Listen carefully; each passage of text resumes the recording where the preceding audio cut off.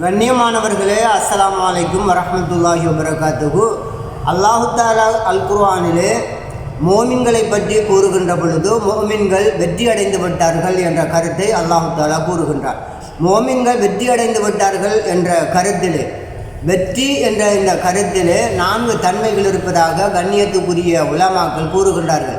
இந்த 4 தன்மைகளையும் இந்த உலக வாழ்க்கையிலே ஒரு மோமின், ஒரு மனிதன், ஒரு முஸ்லிம் கண்டு கொள்ள முடியாது என்பதனை நாம் சிந்தித்தால் புரியும். முதலாவது தன்மை, முதலாவது சிபாத்தி என்னவென்று சொன்னால், வெற்றி அடைந்த அந்த மோமின்களுக்கு கிடைக்கின்ற முதலாவது சிபாத்து, முதலாவது தன்மை என்னவென்று சொன்னால் கௌரவம், கண்ணியம். குறைவடைவாத கண்ணியத்தை ஒரு மோமின் மறுமை வாழ்க்கையிலே பெற்றுக்கொள்ளக்கூடியதாக இருக்கும். அதே போன்று குறைவடைவாத அடையாத செல்வத்தை ஒரு மோமின் மறுமை வாழ்க்கையிலே பெற்றுக்கொள்ளக்கூடியதாக இருக்கும்.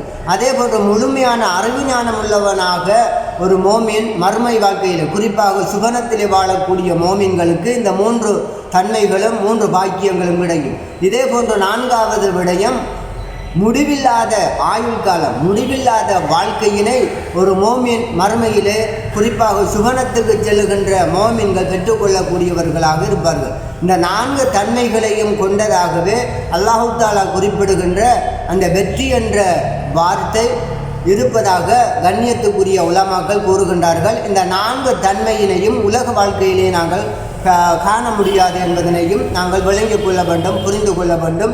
இதனை விளங்கி, இதனை புரிந்து அதன்படி தீனுல் இஸ்லாத்தின் அடிப்படையிலே வாழ்வதற்கு ஒவ்வொரு முஸ்லீமும், ஒவ்வொரு மனிதனும் முயற்சிக்க வேண்டி இருக்கின்றது. அஸ்ஸலாமு அலைக்கும்.